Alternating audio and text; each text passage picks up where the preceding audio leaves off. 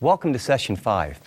So often when we talk about anger, it's always about, negativity. It's so-and-so blows up, or I have an anger issue or an anger problem. Now, what if I told you in this session, I'm going to help you learn from God's Word how to make your anger work for you. That's right. You're actually going to learn some very practical tools about how to take your anger and make it work for you in very positive ways. So let's open those study guides and get after it.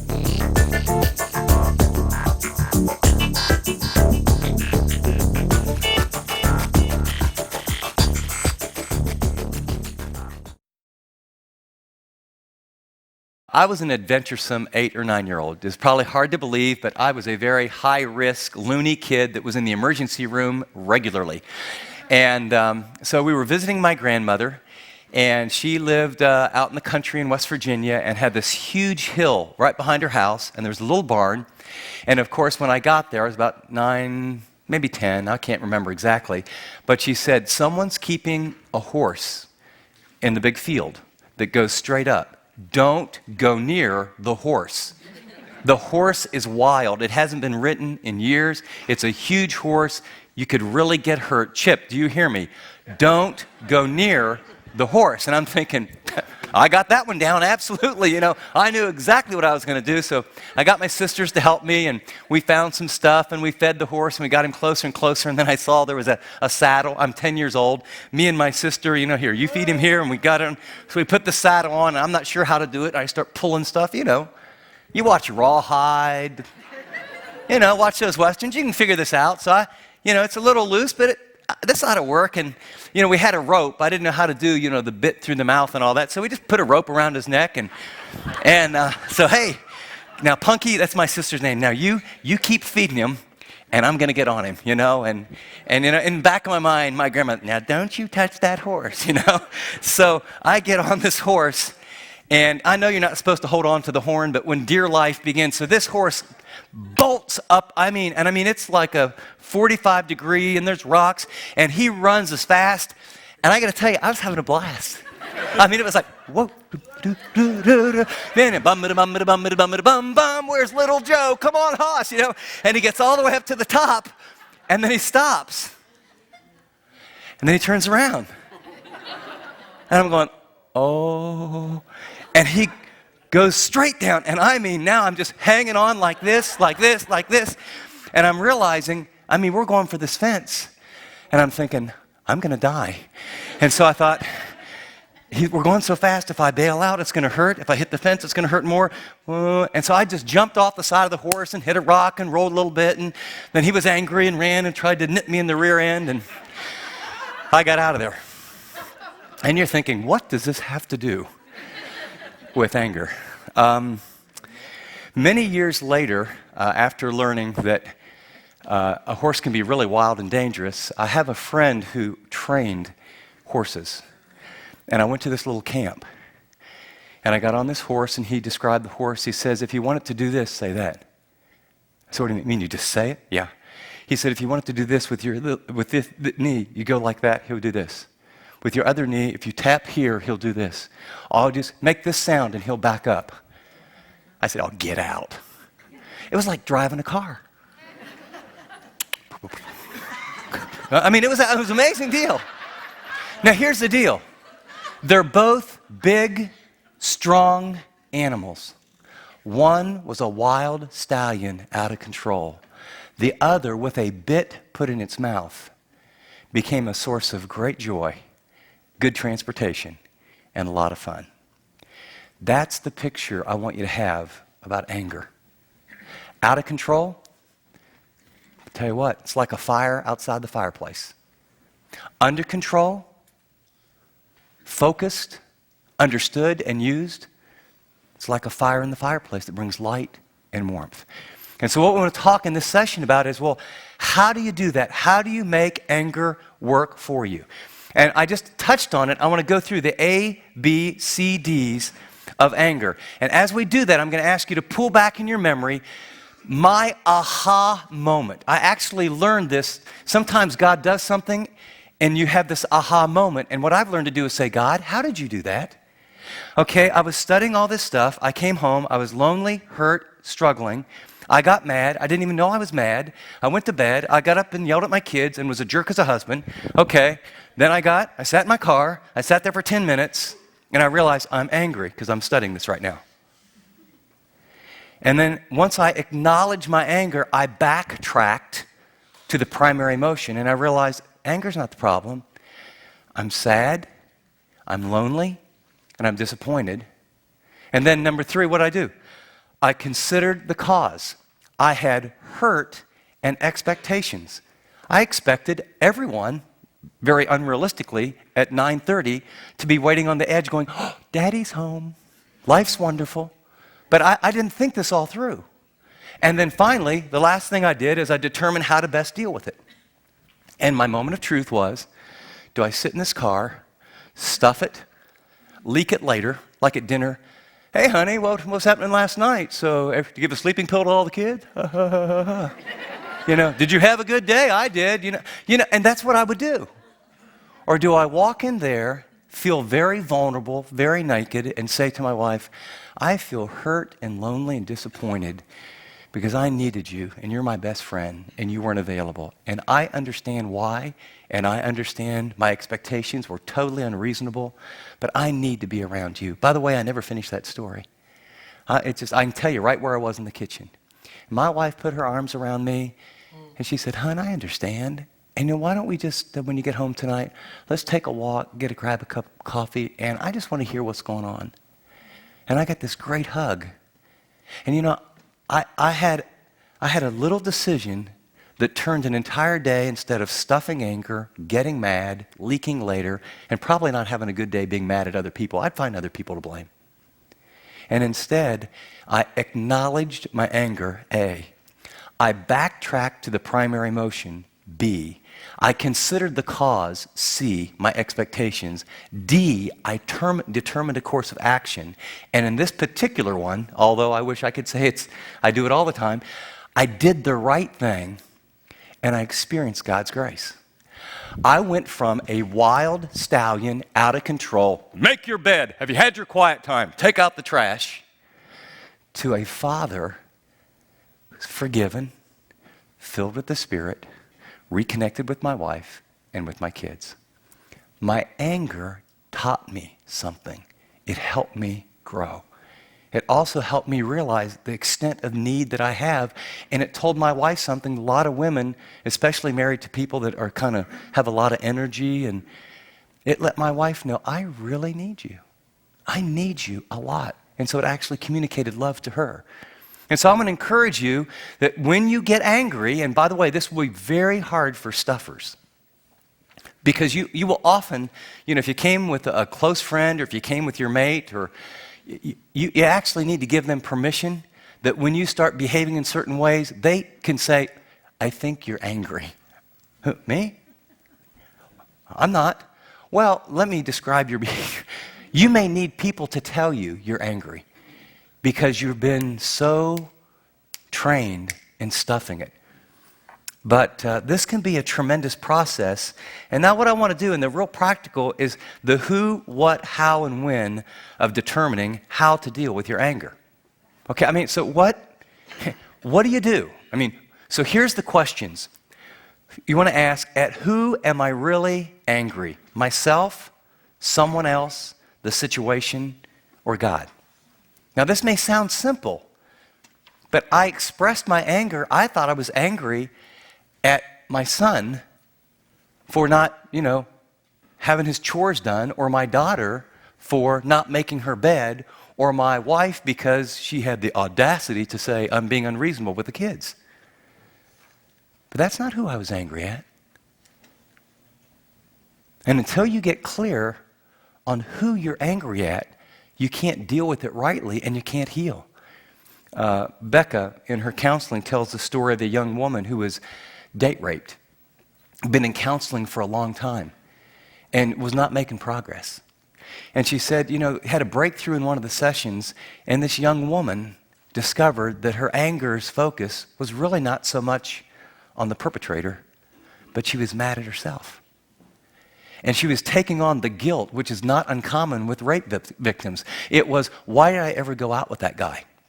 I saw a little red flag. I mean, obviously, nothing. And so she was blaming herself, mad at herself.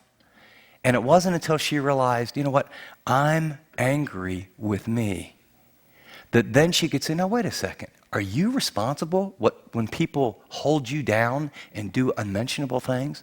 No. See, until you understand who you're angry at, you have a hard time dealing with what are the real issues. And we believe a lot of lies. By the way, we do a series on spiritual warfare. If you think this isn't an arena where the enemy, he's a liar, he's a condemner, he's an accuser.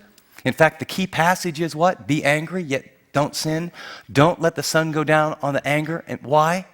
Lest you give the devil a foothold.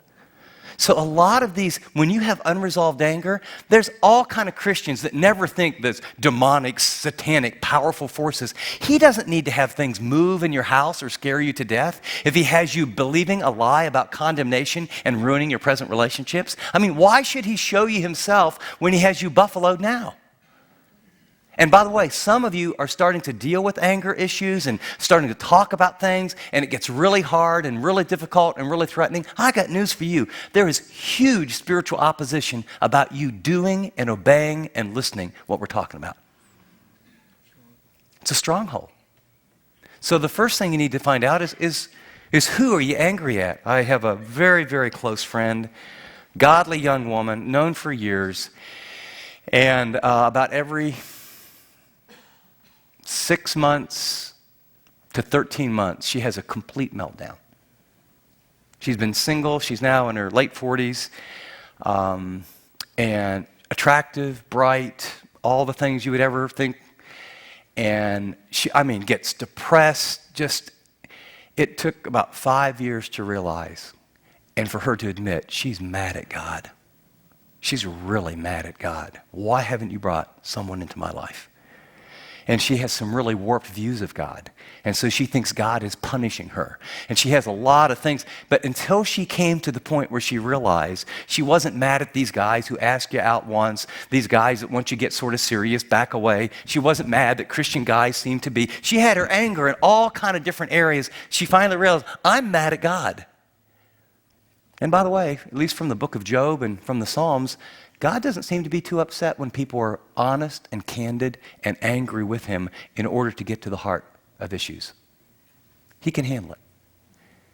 The Lord is near to the brokenhearted. He's near to those who are crushed in spirit. He's near to those to come to him in truth.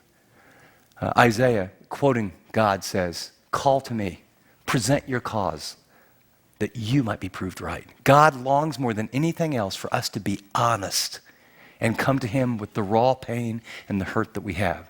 So number one, as you go through this, you acknowledge your anger, you're backtracking, then you want to say, well, who am I mad at? Second, what should I do? Right? Okay, now I've discovered who I'm mad at. Well, it's my spouse, it's one of my kids, it's me, it's God. Well, what should I do? Express it directly or release it indirectly?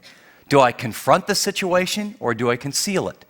Will my plans make matters worse or make them better? And this is where I'm going to ask my friend, Dr. Becca Johnson. She says it in 2 paragraphs because this is critical. What do you do when you realize, A, you're angry, and B, you're angry at someone? Do you directly go at it and deal with it? And when do you not? She writes, when we find ourselves in an unwanted situation with angry feelings, we basically have 2 choices. Do I express my feelings directly to the person, or do I release them indirectly through various activities? Dealing with it directly means choosing to confront the situation. We try and change it. We act rather than acquiesce. We take action and appropriately let the person involved know about our anger and its root emotions, what contributed to their existence, and what we would like to be different. It's best to express ourselves clearly without blaming or attacking. We let our anger be known, but in ways we previously discussed. I feel blank when you blank. I wish you would versus demand. We get it out wisely and carefully, never impulsively or without consideration of the consequences and the causalities. Dealing with our anger indirectly gives us more options. Sometimes it's best to accept things the way they are, conform, and not to share our anger with those involved, conceal. But it's important to make sure our motivation isn't from an uncomfortable situation. We choose this option not by default or out of hopelessness, but out of a calculated conclusion that it would be best not to stir the waters or rock the boat at this particular time in this particular situation. Wisdom sometimes demands that we choose not to provoke or reprove someone when past history or other circumstances dictate it to be an unwise practice. Sometimes we have to find a new job, do business with a different company, discontinue an unhealthy relationship. We choose not to confront, but to quit. We should consider this only after we've weighed all other options carefully and determined that letting go is the best course of action. Does it make sense? See, there's times where you work for a boss and he's making sexual advances. I feel uncomfortable when you make jokes like that. And they continue to make sexual advances, and you understand that your role in the company is of the kind that there may be a time there's someone you're to report this to, and you need to directly say this is the way it is and understand the consequences. There's other times where maybe it's a different situation, and you realize no matter what you do, you're powerless. Your role in the company, your role in the relationship, you've said it 78 times, it's the 79th, nothing has changed, you're trying to reprove a mocker, and you realize, you know something? All it will do is inflame the problem. I've prayed about it, I'm willing, I'm not uncomfortable, I would do it, and you pray and God says, you know something? This is not one, don't go down this road again. How many times do you need to knock your head against that wall for that bump on your head to get bigger and bigger and more painful and realize, on this one, you know what? You know, there was a time, what did Jesus say to some of the disciples? You know, get the dust off your feet, move on to the next town. You don't always have the ability, and sometimes it's not God's will to resolve everything with everyone. You do the best you can as far as it depends on you. And that's why, by the way, we have a Holy Spirit. He will show you, if you're willing and open, what to do in various situations. The third issue is not only the who or the what, but the how. How do I deal with the situation? Should I do it in person? Should I do it on the phone? Should I do it through a letter? Should I engage in sort of, she calls it an anger discharge activity. I call it working out. How do you know what to do? I would say the best way, if at all possible, is in person. It's the hardest way, but that's the best way because, one, you can read the body language and, you know, the goal is you speak the truth in love. I feel hurt. I feel disappointed. I felt used when, and really, you get to express your anger to a person when your motive is, I love them and I want to restore the relationship, not this will make me feel better because I'm getting vengeance. The goal of most anger is vengeance. And so you need to forgive the person, right? I'm going to release you. That's what forgiveness is all about. I'm going to be merciful to you the way God has been merciful to me, but I'm not going to be a doormat. So I'm going to tell you, I feel this way when you do this, but I'm doing it not because I can guarantee the result, it's because I love you and you need to know the truth and the truth will set you free. And I'm not going to sit on this and bury this and stuff this and pretend that things are okay and have an inauthentic relationship. And so in person is usually the best way. But sometimes because of how the person might respond, you might say, well, gosh, I did that once and that's how, when they rewired my jaw, right? Or I did that once and it was, and so maybe a letter is the best way to go, okay? Or for some of you, I've been, pastoring just a little over 25 years, and we talk about stuff like this, and it's like the note we heard earlier. Since I've been a little girl, my dad's been dead 10 years, what I do. I encourage you to write a letter to a person that, whether they're dead or whether it would be totally inappropriate and you know the response, to write a very specific letter. I feel blank when you and because you, and you write it out and list it out and you get it out here. I remember a time where, the long story, I won't go into it, but a guy called me under the premise of something and was trying to trap me and recorded the conversation, trying to make me say something bad about someone else, and then never played it but told people I'd said things. And, I was pretty young, I was like 38, and I was livid. I found out about it, livid. I had anger fantasies.